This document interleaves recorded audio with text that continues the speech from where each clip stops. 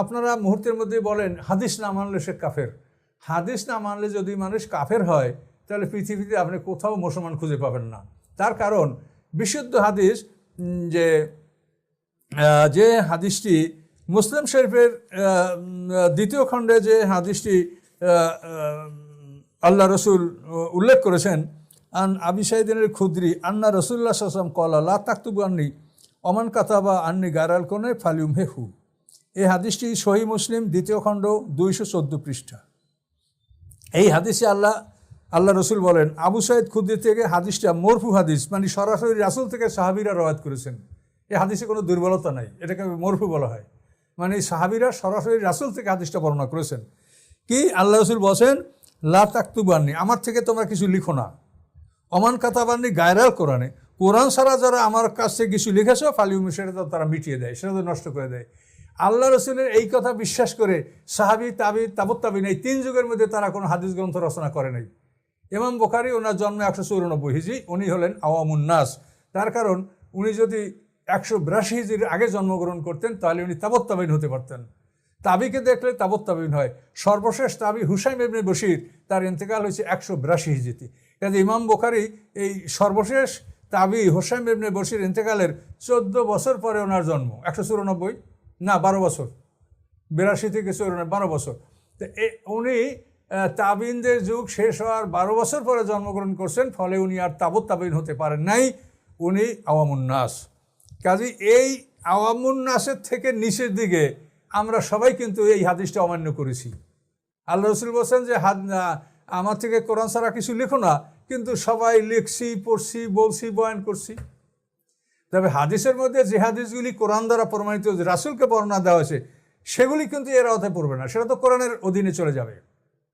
তো এই জন্য আপনি যদি হাদিস অমান্য করলে মানুষ কাফের হয়, তো পৃথিবীতে আপনি মুসলমান কাকে পাবেন? কেউ মুসলমান নাই, সবাই তো হাদিসটা অমান্য করলো। তাহলে মুসলমান পাবেন ওই 3 যুগের লোক, সাহাবী, তাবি, তাবুত তাবিন। এরা এই হাদিস মানে নাই, যার জন্য এরা কোনো গ্রন্থ রচনা করে নাই। ওই 3 যুগে কোনো হাদিসের কিতাব লেখা হয়নি। প্রথম যে প্রশ্নটি আমাদের এই সকল ভাইরা করে থাকেন সেটি হচ্ছে, নবী করিম সাল্লাল্লাহু আলাইহি ওয়াসাল্লাম তার জামানায় কোনো হাদিস সংকলন হয়নি, হাদিস লেখা হয়নি। হাদিস লেখা হয়েছে অনেক অনেক বছর পরে, 100 বছর পরে, 2য় শতাব্দীতে হাদিস লেখা হয়েছে। সুতরাং যেই কিতাব, যেই বিষয়টি লেখা হয়েছে 100 বছর পরে, সেই বিষয়টি কখনো আমাদের জন্য অথেন্টিক সোর্স হতে পারে না, কখনো আমাদের জন্য দলিল হতে পারে না। এটি হচ্ছে একটা কমন প্রশ্ন। আমরা প্রথমে যে জবাবটি দিতে চাই সেটি হলো, আমাদের এ সকল ভাইয়েরা হাদিস মানতে চান না, বা হাদিসকে তারা অস্বীকার করেন, বা হাদিস মানার কোনো প্রয়োজনটুকুও তারা মনে করেন না। যেই হাদিসকে তারা দলিল হিসেবে মানতে নারাজ, সেই হাদিসকে দলিল হিসেবে পেশ করে, অনেক সময় কিন্তু তারা আমাদেরকে ঘায়েল করতে চান। আমার প্রথমে যে জবাবটি দিতে চাই সেটি হলো, নবী করিম সাল্লাল্লাহু আলাইহি ওয়াসাল্লামের জামানায় হাদিস কিতাব আকারে সংকলিত হয়নি, গ্রন্থ আকারে সংকলিত হয়নি, এটা ঠিক আছে। বুখারী, মুসলিম, আবু দাউদ, তিরমিজি, ইবনে মাজাহ, এই ধরনের গ্রন্থ এটা সংকলিত হয়নি। কিন্তু নবীজি সাল্লাল্লাহু আলাইহি ওয়াসাল্লাম তার জামানায় হাদিস সংকলিত হয়নি, এই দাবিটি আসলে সঠিক নয়। আমরা এর সপক্ষে অনেক হাদিস আমরা এখানে পেশ করতে পারবো। আমি এখানে 2টি হাদিস উল্লেখ করছি, যাতে করে আমাদের আলোচনাটা অতি দীর্ঘায়িত না হয়, আমি সব বিষয়ে টাচ দিতে পারি। প্রথম যে হাদিসটি আমরা উল্লেখ করতে চাই, হাদিসটি সহিহ বুখারীতে এসেছে, হাদিস নাম্বার 113 নম্বর হাদিস। তিরমিজিতে এসেছে, হাদিস নাম্বার 2668। عن وهب بن منبه رحمه الله عن أخيه وهو حمام بن منبه قال سمعت أبا هريرة رضي الله تعالى عنه يقول ليس أحد من أصحاب رسول الله صلى الله عليه وسلم أكثر حديثا عن رسول الله صلى الله عليه وسلم مني إلا عبد الله بن عمرو فإنه كان يكتب وكنت لا أكتب। এই হাদিসের মধ্যে স্পষ্টভাবে ব্যক্ত হয়েছে, ওয়াহাব ইবনে মুনাব্বিহ একজন তাবিঈ ছিলেন। তিনি বলেন, তিনি হাদিসটি বর্ণনা করেছেন তার ভাই হাম্মাম ইবনে মুনাব্বিহ। হাম্মাম ইবনে মুনাব্বিহ তিনি ছিলেন আবু হুরায়রা রাদিয়াল্লাহু তাআলা আনহু এর কাছের একজন ছাত্র, একেবারে নিকটের একজন মানুষ। ওয়াহাব ইবনে মুনাব্বিহ তার ভাই হচ্ছে হাম্মাম ইবনে মুনাব্বিহ, তিনি ছিলেন আবু হুরায়রা রাদিয়াল্লাহু তাআলা আনহু এর একদম কাছের একজন ছাত্র। তিনি বলছেন, সামিআতু আবু হুরায়রা রাদিয়াল্লাহু তাআলা আনহু, আমি আবু হুরায়রা রাদিয়াল্লাহু তাআলা আনহুকে বলতে শুনেছি, তিনি বলেছেন, ইয়াকুলু লাইসা আহাদুম মিন আসহাবি রাসূলিল্লাহি সাল্লাল্লাহু আলাইহি ওয়াসাল্লাম আকসার হাদিসান, সাহাবায়ে কিরামের মধ্যে আমার থেকে বেশি হাদিস আর কেউ জানেন না, বেশি হাদিস আর কেউ বর্ণনা করতে পারেন না, বেশি হাদিস আর কারো কাছে নেই। ইল্লা আব্দুল্লাহ ইবনু আমর, কেবলমাত্র আব্দুল্লাহ ইবনু আমর ইবনু আস, এই সাহাবী ব্যতীত। কেন? ফাইন্নাহু কানা ইয়াকতুব ওয়া কুনতু লা আকতুব। আব্দুল্লাহ ইবনে আমর ইবনে আস রাদিয়াল্লাহু তাআলা আনহুমা, তিনি হাদিস লিখতেন আর আমি হাদিস লিখতাম না। হাদিসটি কোন কিতাবের? সহিহ বুখারীর হাদিস। হাদিস নাম্বার কত? 113 নম্বর হাদিস। তাহলে এই হাদিসের মধ্যে স্পষ্টভাবে ব্যক্ত হয়েছে, এবং হাদিসটি বর্ণনা করেছেন কে? কোন সাহাবী? আবু হুরায়রা রাদিয়াল্লাহু তাআলা আনহু, যার ব্যাপারে যার পরিচয় নতুন করে দেওয়ার কোনো কিছু নেই। সেই সাহাবী বলছেন যে আমার চেয়ে বেশি হাদিস একজন সাহাবী জানেন, যে সাহাবী হাদিস লিখতেন আর আমি হাদিস লিখতাম না। সুতরাং সাহাবায়ে কেরামের যুগে হাদিস লেখা হতো না, এই দাবিটি আসলে সঠিক নয়। 2 নম্বর আমরা যে হাদিসটি পেশ করতে চাই, হাদিসটি আবু দাউদে এসেছে, হাদিস নাম্বার 3646। আর আব্দুল্লাহ ইবনে আমর ইবনে আস, একটু পূর্বে যার হাদিসটি আমরা উল্লেখ করলাম, এই হাদিসটিও তার থেকে বর্ণিত। তিনি বলেন, কুনতু আকতুবু কুল্লা শাইইন আসমাউহু বিরাসূলিল্লাহি সাল্লাল্লাহু আলাইহি ওয়াসাল্লাম উরিদু হিফযা। এই সাহাবী বলেন যে আমি নবীজি সাল্লাল্লাহু আলাইহি ওয়াসাল্লাম থেকে যা শুনতাম তাই আমি লিখে রাখতাম। আমার উদ্দেশ্য ছিল যাতে আমি এটা মুখস্থ করতে পারি, আমি হিফজ করতে পারি। হাদিস মুখস্থ করার জন্য আমি সবকিছু লিখে রাখতাম। ফানাহাতনি কুরাইশুন وقالوا أتكتب كل شيء تسمعه ورسول الله صلى الله عليه وسلم بشر يتكلم في الغضب والرضا। কুরাইশরা আমাকে নিষেধ করলো, হতে পারে মুহাজির সাহাবী, তারা বললেন, কি বললেন? যে তুমি সব হাদিসই লিখো, যা শোনো তাই লিখো। নবীজি সাল্লাল্লাহু আলাইহি ওয়াসাল্লাম তিনি একজন মানুষ, তিনি কখনো ভালো অবস্থায় থাকেন, অর্থাৎ রাগান্বিত কখনো থাকেন, আবার কখনো খুশি মনে থাকেন। তো রাগান্বিত অবস্থায় যদি কখনো কথা বলেন, সেগুলো তুমি লিখে রাখো, লিপিবদ্ধ করো, এটা তো উচিত নয়, এটা ঠিক নয়। ফাআমসাকতু আনিল কিতাব, এ সাহাবী বলেন যে তখন আমি হাদিস লেখা থেকে কিছু বিরতি দিলাম, মানে আমি কিছুটা অফ থাকলাম, লিখলাম না। কিন্তু আমার মনের ভিতরে এটা ভালো লাগছে না যে আমি নবী করিম সাল্লাল্লাহু আলাইহি ওয়াসাল্লামের শব্দমালা, তার বাণী, তার বাক্য, এগুলো আমি মুখস্থ করার জন্য লিখি, আর কুরাইশরা আমাকে নিষেধ করে।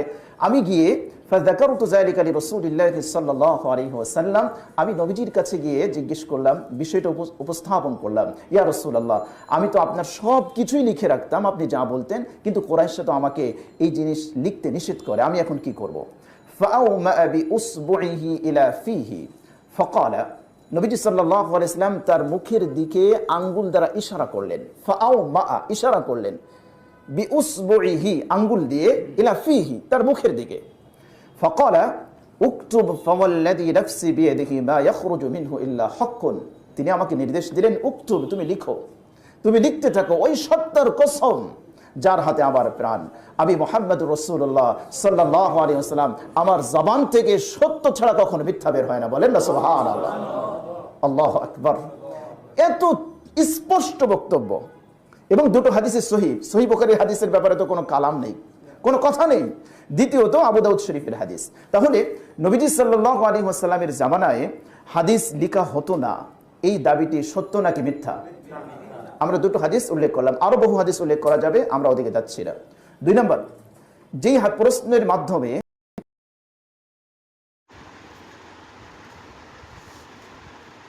জি সালামুন আলাইকুম। এই যে হাদিসের কথা বলা হলো, যে হাদিস লেখা হয়, আমাদের শায়েখ অনেক হাদিস উদ্ধৃতি দিয়ে বললেন। তবে এখানে একটা বিষয় হলো, এই যে হাদিসটি আছে, এর আগে যে হাদিস আমাদের মাওলানা মোজাম্মেল হক বললেন, সেখানে তো পরিষ্কার সেই হাদিস দিয়ে বোঝা যায় যে হাদিস তো লিখে রেখেছিল যে আমার আল্লাহর কিতাব ছাড়া তোমরা কোনো হাদিস লিখো না, যারা লিখেছো তারা যেন তা ছিঁড়ে ফেলো। তাহলে মুছে ফেলতে বলছেন, মানে প্রথমে সালামুন আলা মুহাম্মদ হাদিস লেখার অনুমতি দিয়েছিলেন, পরে কিন্তু সেটা লিখতে নিষেধ করেছেন, এটা পরিষ্কার হয়। কিন্তু এ শায়েখ কেন বুঝতে পারছেন না, বুঝলাম না। ঠিক আছে, আগে শায়েখ কি বলে দেখা যাক। আমাদের ভাইয়েরা হাদিস মানতে চান না, এই প্রশ্ন দিয়ে তারা ঘায়েল করতে চান। এই প্রশ্ন দিয়েই তাদেরকে ধরাশায়ী করতে চান, এই প্রশ্ন দিয়েই নবীজি সাল্লাল্লাহু আলাইহি ওয়াসাল্লামের হাদিস মানা থেকে তাদেরকে বের করতে চান। সেটি হলো কি? প্রশ্ন, রাসূল করিম সাল্লাল্লাহু আলাইহি ওয়াসাল্লাম হাদিস লিখতে নিষেধ করেছেন, এমনকি লেখা থাকলে তা মুছে ফেলার নির্দেশও দিয়েছেন, সেজন্য হাদিস লেখা হয়নি। কাজেই হাদিস যদি দলিল হতো বা অবশ্যই মানার কোনো বিষয় হতো বা মানার কোনো আবশ্যকতা থাকতো, তাহলে অবশ্যই নবী করিম সাল্লাল্লাহু আলাইহি ওয়াসাল্লাম তা লিখে রাখার নির্দেশ দিতেন। খুব জটিল প্রশ্ন নয়? আমরা প্রথমে জিজ্ঞেস করতে চাই, নবী করিম সাল্লাল্লাহু আলাইহি ওয়াসাল্লাম হাদিস লিখতে নিষেধ করেছেন, আপনি কিভাবে জানলেন? তারা দলিল হিসেবে পেশ করবে সহিহ মুসলিমের একটি হাদিস। সহিহ মুসলিমের হাদিসটা তারা পেশ করে না, তারা অন্য কিতাবের হাদিসটি পেশ করে। যেই হাদিসের কিতাবের মধ্যে পূর্ণাঙ্গ হাদিসটি আসেনি, আমি হাদিস আলোচনা করলে আপনাদের কাছে স্পষ্ট হবে, সেই হাদিসটি দিয়ে তারা দলিল পেশ করে। কিন্তু আমি যে হাদিসটি এখানে কোট করব, এটি পূর্ণাঙ্গ হাদিস। তারা বলবে একটা হাদিসের মধ্যে এসছে, লা তাকতুবু আন্নি, তোমরা আমার থেকে লিখো না, লা তাকতুবু আন্নি ওয়া মান কাতাবা আন্নি গায়রাল কোরআন, কোরআন ছাড়া অন্য কিছু যদি তোমরা লিখে থাকো তাহলে ফালইয়ামহুহু, সে যেন সেটা মুছে ফেলে। এতটুকু বাস, আর কিছু বর্ণনা করবে না। আমাদের প্রথম প্রশ্ন, হাদিস আপনাদের কাছে দলিল নয়, আপনাদের কাছে গ্রহণযোগ্য অথেন্টিক কোনো সোর্স নয়, তাহলে যেই হাদিসকে মানতে আপনারা অস্বীকার করেন সেই হাদিস দিয়েই আবার আপনারা দলিল পেশ করেন, এটাকে ডাবল স্ট্যান্ডার্ড নীতি নয়? আমার কথা কি বুঝতে পারেননি আপনারা?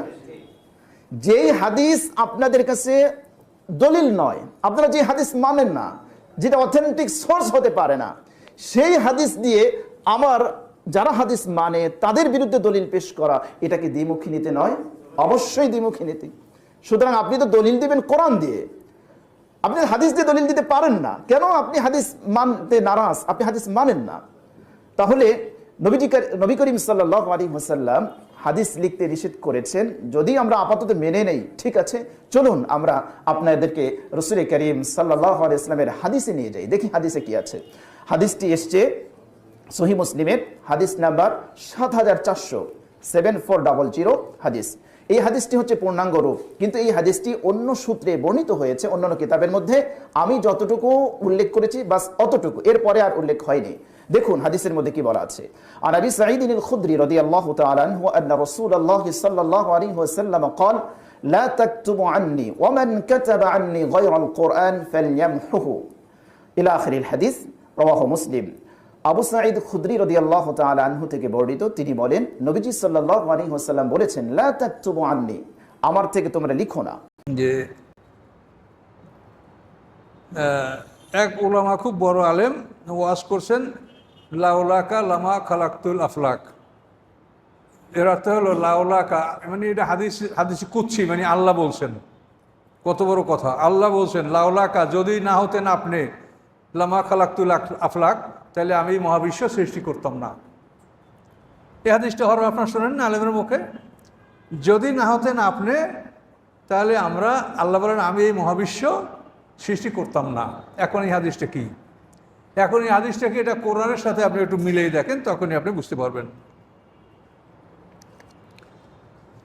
আল্লাহ বলেন, বিসমিল্লাহির রহমানির রহিম, খালাকাল্লাহুস সামাওয়াতি ওয়াল আরদা বিল হক ইন্না ফি যালিকা লাআয়াতিন লিল মুমিনিন। আনকাবুত 44 নম্বর আয়াত। সৃষ্টি করেছেন আল্লাহ তাআলা আকাশসমূহ এবং পৃথিবী বেল হককে, সত্য সহকারে। ইন্না ফি যালিকা লাআয়াতিন লিল মুমিনিন, নিশ্চয়ের মধ্যে রয়েছে নিদর্শন মুমিনদের জন্য। তা আকাশ পৃথিবী সৃষ্টি করেছেন সত্য সহকারে, এর অর্থ কি? মানে সত্যকে, সত্য হচ্ছেন আল্লাহ। আকাশ পৃথিবী সৃষ্টি করেছেন সত্য সহকারে, মানে আকাশ পৃথিবী সৃষ্টি করার মাধ্যমে আল্লাহর পরিচয় আমরা পেয়েছি। তাফসিরে পরিষ্কার লেখা আছে, বেল হককে মানে লেল হককে, সত্যের জন্য, বলে এজহারেল হককে, সত্যকে প্রকাশ করার জন্য। তাফসিরের ভাষা লেল হককে বলে এজহারেল হককে। মালিবুত তানজিল 4th খণ্ড 377 পৃষ্ঠা। এই আয়াতের তাফসির হলো যে সত্যকে প্রকাশ করার জন্য আল্লাহ তাআলা আকাশ পৃথিবী এবং মহাবিশ্ব সৃষ্টি করেছেন। এই মহাবিশ্ব যদি সৃষ্টি না হতো তা আল্লাহর পরিচয় মানুষ জানতে পারত না। আল্লাহর পরিচয়ের জন্য এই মহাবিশ্ব সৃষ্টি করা হয়েছে। আপনাকে যদি কেউ জিজ্ঞাসা করে যে বঙ্গোপসাগরকে সৃষ্টি করেছে, হিমালয় পর্বতকে বানিয়েছে, তো এখন কাফেরদেরকে যখন এগুলো প্রশ্ন করা হতো, তখন বলতো লায়াকুলুন্নাল্লাহ, তারা বলতেন আল্লাহ। এরা সবাই মানে যারা আস্তিক নাস্তিক যে কোনো মানুষ এই বিশ্ব সৃষ্টি সম্পর্কে প্রশ্ন করলে সবাই বলে আল্লাহ। এখানে কেউ বলে না যে আল্লাহ ছাড়া অন্য কেউ। আর পৃথিবীতে যারা নিজেদেরকে মানে রব বলে দাবি করেছে, নমরুদ, ফেরাউন, বক্তনাসার, এরা কেউ কিন্তু বলে নাই যে আকাশ পৃথিবী আমি সৃষ্টি করছি, কেউ বলে নাই। এটা আল্লাহ করেছেন, আল্লাহ একাই এটা দাবি দেবেন, আল্লাহ করেছেন। তো আল্লাহর পরিচয় আমরা পাচ্ছি এই মহাবিশ্ব থেকে, যে এই মহাবিশ্ব এটা কোনো লেবার বা কোনো মানুষ দ্বারা এটা করা সম্ভব না। প্রশান্ত মহাসাগর মানুষ দ্বারা, লেবার দ্বারা খনন করা সম্ভব না। সম্ভব? হিমালয় পর্বত লেবার দিয়ে করা সম্ভব? একটা লেবারে কত কোটি লেবার লাগবে হিমালয় পর্বত গড়তে, তাও তো পারবে, উঠতেই তো পারবে না। খালি মানুষ আল্লাহকে স্বীকার করতে বাধ্য। আকাশ হলো 7টা, এর মধ্যে প্রথম আকাশের মধ্যে যা আছে তার লক্ষ্যভাগের 1 ভাগকে বিজ্ঞানী আবিষ্কার করতে পেরেছে, বলেন? কাজে এই সব কিছুর জবাব হলো আল্লাহ। তাহলে আকাশ পৃথিবীর সৃষ্টির লক্ষ্য হচ্ছে সত্যকে প্রকাশ করা, আর সত্য হচ্ছেন আল্লাহ। ও আন্নাল্লাহ হুয়াল হাক্কু। আপনারা নাম রাখেন আব্দুল হক, তার কারণ হক মানে আল্লাহ, আব্দুল হক আল্লাহর গোলাম। তা আল্লাহ যে হক এটা তো পরিষ্কার করে আয়াতে, ওয়ান্নাহু হুয়াল হাক্কু। সূরা হজের 6 নম্বরে আল্লাহ বলেন